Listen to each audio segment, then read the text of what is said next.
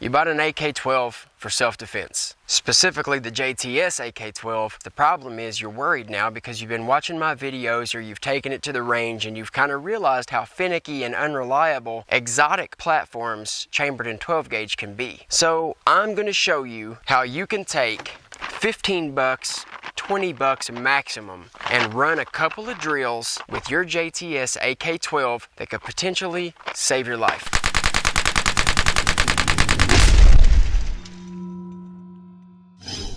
What's up guys, my name's John, welcome back to Whisper Tactical, and today I'm going to make this video to show you a few drills that you can actually do to practice on the range a little bit with your JTS so you can become more familiar with it. That way, if you ever have to use it in a defensive situation and you have a failure or any complications, you're going to know how to clear them and you're going to know how to get back in the fight as quickly as possible before something sad happens. Guys, I'd appreciate it if you'd go ahead and like, subscribe, comment, hit the bell icon so you can be notified whenever I upload new content, and share. Alright, today guys, I'm going to show you how you can take 50 rounds of birdshot, $20 worth of ammo, and you can go to the range and practice some drills that could ultimately save your life. Alright guys, so we're just going to do some basic stuff here. The first drill we're going to do, you're going to have your gun laying flat on the table. You're going to pick your gun up.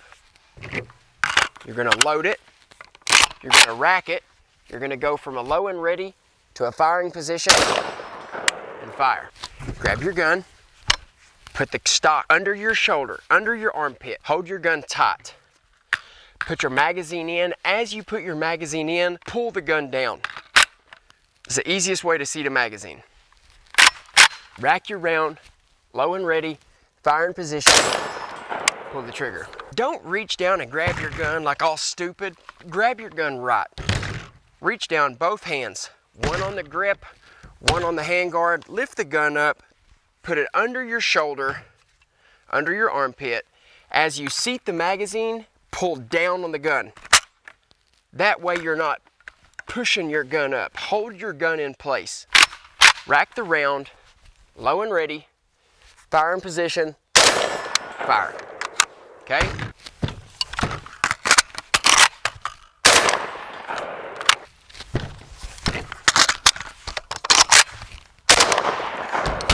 Do 5 of those. Now what we're gonna do, we're gonna take 5 rounds, we're gonna load all 5 rounds into one magazine. Now you've got your 5 rounds loaded up, guys. Grab your gun under your armpit, seat your magazine, rack your round, finger off the trigger, get in the low and ready, present and fire. Again. Again. Again. Again. Okay, so that's 10 of your 50 rounds. Load up 5 more rounds. Now this is 15 rounds right here. With this platform, yeah, you do have the capability to end a bad situation extremely fast, but it's a finicky platform and you are limited. So you're not going to take this gun and go running around your house. But if you have a kid that's down the hallway and the bad guy can get to them first, you have no choice. So instead of being down in a low and ready or holding your gun like this or something stupid or just muzzle to the ceiling walking around looking, you're going to take your gun, you're just going to turn it sideways and you're going to run your shoulder. You're going to run your stock up on your shoulder. You're taking about 8 to 10 inches off of the total length. Now keep your finger off the trigger. We'll pretend this is a doorway and down here is my hallway. Now this way, here we go, watch. Now unfortunately the bad guy can already see my gun, but I can't see him. So he knows I'm coming. Pull my gun back.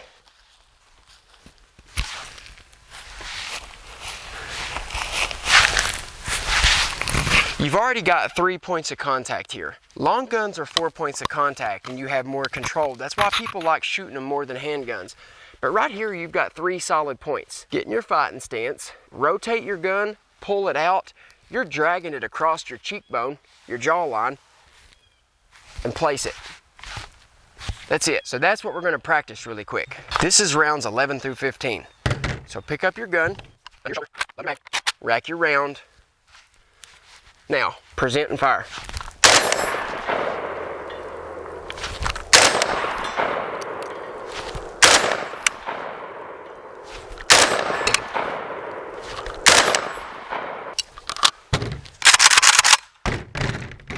That's 15 rounds down. So we've got 5 more rounds loaded up. Grab your gun. We're gonna do that one again. You're gonna do that 10 times, because if you do have to get to a kid, and most of you all are gonna have to get to a kid, this is the way you're gonna have to go through doorways. You're gonna be in the low and ready, but you're gonna be in a fighting stance. So pretty much act like you're gonna fight somebody. Get down, bend your knees. Don't stand straight up, stand down. You ever heard the saying, always be on your toes? Don't literally be on your toes, but be on the balls of your feet so you know if something happens, you can move, okay? So we're gonna do this again. Get down in your fighting stance, present, and fire.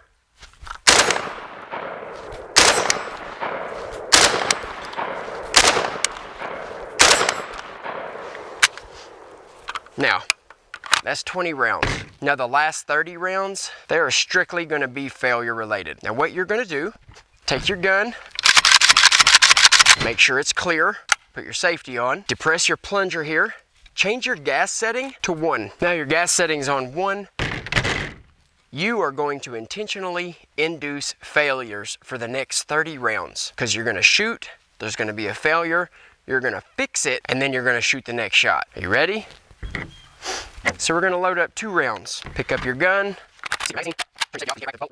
Now your safety's off, safety on. Do it however you wanna do it. I don't have a modified safety in this gun, so I'm just keeping my finger off the trigger, and there's nothing beyond my target but a big 250-yard long field and a 1-mile high mountain. All right, so here we go.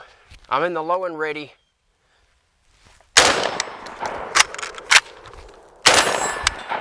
That's it. Work on clearing failures. 2 rounds. Low and ready. Or up here on your shoulder, however you feel comfortable. It cycled that on 1. I never would have thought that my gun would have cycled an 8-shot on the first gas setting. Make sure my gun's safe. I'm gonna shut my gas completely off. Now this is the 3rd time. Pick your gun up under your shoulder, push up, pull down. Seat your mag, rack it. Now I shut my gas off so it will not cycle.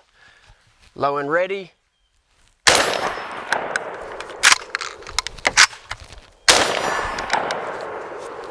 We're gonna do that 7 times. We're gonna shoot 14 rounds this way.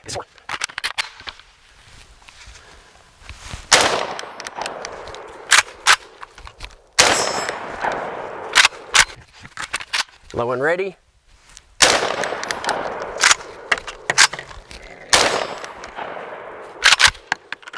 So you're pretty much just teaching yourself to clear a failure, because when you're using this gun for home defense, the worst thing that could happen is a failure, and that is very probable with this. So we're gonna do this again. Seat your mag, rack it. I'm gonna go from up here.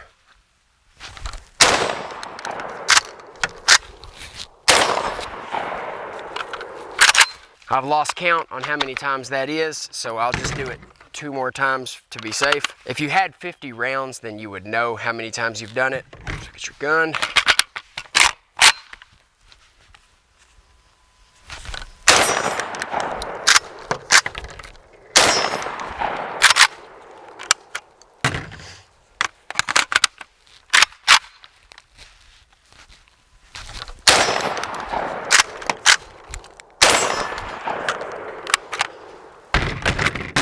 Now, you've done that 7 times. That's 14 more rounds. You should have 16 rounds left. All right, guys, so on this drill, we're gonna load 1 round into each magazine. So essentially what we're gonna do in this last drill, this is gonna take all 16 of your last shots, right? 16 rounds. You're gonna load 1 round into each magazine. You're gonna load your mag. You're gonna rack it. You're gonna get in the low and ready. You're gonna shoot. Now you're gonna go to shoot your 2nd shot and realize you got a failure. You clear the failure, but you have an empty mag. Drop your mag, grab your next round, rack it, shoot. You're gonna do pretty much the low and ready every time, so you're really gonna get that one down. That's why I only do it 5 times by itself.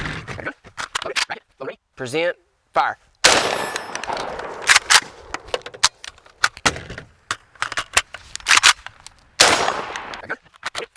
Low and ready, fire.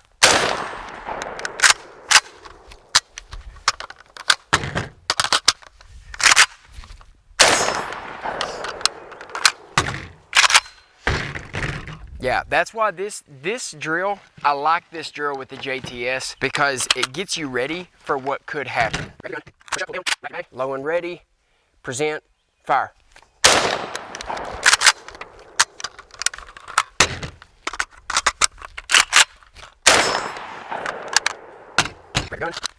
Low and ready, present, fire.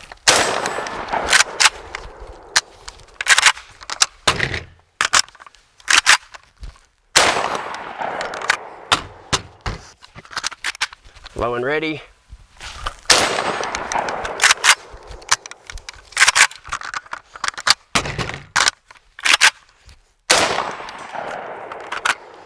I don't know how many times I've done it at this point because I didn't count, but I've got more than 1 or 2 boxes of shells, so. Low and ready, mostly like this. If you're in a bad situation, you gotta get the kids, this is how you're gonna hold your gun. Present, fire.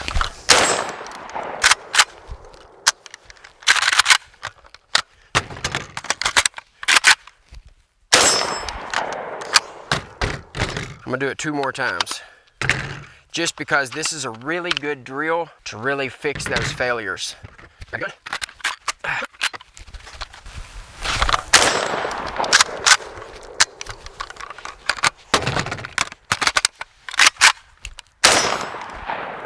See how fast I can do it.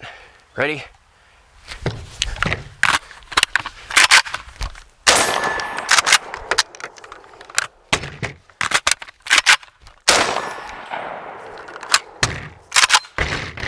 We're not talking pro shooters, guys. We're talking you, self-defense, in your home, only gun you have, minimal training. This is the drill you need to do. You need to learn your gun. It fails a lot. These guns fail a lot. You need to know how to clear that malfunction just in case you are in a situation where you need to protect you and your family. A lot of people, they'll tell you, put your feet shoulder width apart, put your arms straight out, lean into it, and shoot.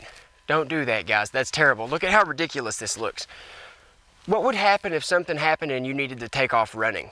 Or what would happen if you were like this and you shot a gun that had too much recoil and then you had to step back? Don't do that. Getting a fighting stance, okay, are you right hand dominant? If so, slide your right foot back 8, 10, 12 inches, depending on how big you are. I'm gonna go back about a foot. Get in a fighting stance. If you're right hand dominant, put your left foot forwards, get in a stance, okay? So you've got your gun, you're in your fighting stance, got your gun up on your shoulder. This way, if you need to move, you go. Always on your toes. Don't literally be on your toes, but get on the balls of your feet. That way, when you rack off around here, you can move. You just gotta be nimble. That way, guys, if something happens, and like you're like this and a bad guy comes running at you, you throw the gun down. If it's empty and he's coming running, you're down. He goes to push you or something, you can move. If you're like this, all stupid, and he comes running at you, he's gonna push you and you're gonna fall straight backwards. Don't let that happen. If he gets close to you and you're out of ammo, bam! Hit him with the butt of your gun and take him to the ground. I hope this helped you a little bit. I hope that you know that you can go get yourself 50 rounds of birdshot. For me, it's like a little under $11, but it's not like that for everybody. So for 12 bucks, I can get 50 rounds of birdshot and have a good day and can get a little bit of training in. Guys, you need to at least dry fire at home and you practice these drills every day at home, then you should be good. You know what I mean? Like, you should be good. At least go to the range once a month. If you find ammo, it doesn't matter. If you don't buy it, someone else is gonna buy it. And if you're new to guns, buy as much as you can find so you can go to the range and train. Like me, I've been shooting for 28 years. I would be okay in that situation. Like, I mean, I may die, but I would die protecting my family. Okay, but I know what I'm doing. I've done this for a long time. I've shot for 28 years. I was trained by someone who knows what they're doing. He's no longer with us. He was shot and killed by a police officer, but he was airborne. He blew both of his knees out in a jump, a low altitude jump somewhere in Florida, I guess before or during or somewhere around Ranger, trying to get into Ranger stuff or doing something. He was in Florida. He went from Fort Benning, Georgia to Florida. He did a low altitude jump. He blew both of his knees out, and that ended his military career right around the time Desert Storm ended. And but he showed me almost 95% of everything that I know. I learned from him. So guys, the only thing I can tell you to do is, if you can't find live ammo and you only have enough for self-defense, then dry fire. Make sure everything's clear. Pick your gun up, seat your mag, rack it. Oh no, malfunction. Bang. Oh.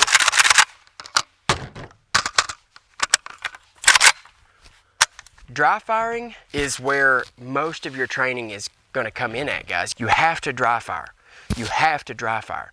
If you don't have enough ammo to go to the range, if you don't have enough ammo to go to the range at least once a week and fire off 50, 100 rounds, then you need to understand that shooting is a perishable skill. And even though you can grab it today, pick it up, and your sights be on target, that doesn't mean that in 3 weeks from now you're going to have that muscle memory. Your muscle memory fades. Of course, it is like riding a bicycle, shooting a gun. Once you learn to do it, you're always going to know how, but you can sharpen and fine-tune your skills. All right, guys, I hope this drill helped some of you guys. If it did, let me know if it did. If you do this drill at the range and you found it productive, or if you found it counterproductive. If this didn't help you at all, then let me know. I mean, say, hey man, this didn't help me. I already knew this stuff. Is there anything else? And other than that, no. In a self-defense situation with a 12 gauge, you are limited. You know what I mean? You've got a big, bulky, heavy gun that's good at ending fights. It's not good for searching and looking for fights. It's good to just sit back and wait for someone to walk around the corner and you just blow them to smithereens. It's just how that works. But all right, guys, thank you all for everything. I am almost monetized. I really appreciate it. I love you guys. Until next time, you all train, dry fire. I love you. You all stay safe.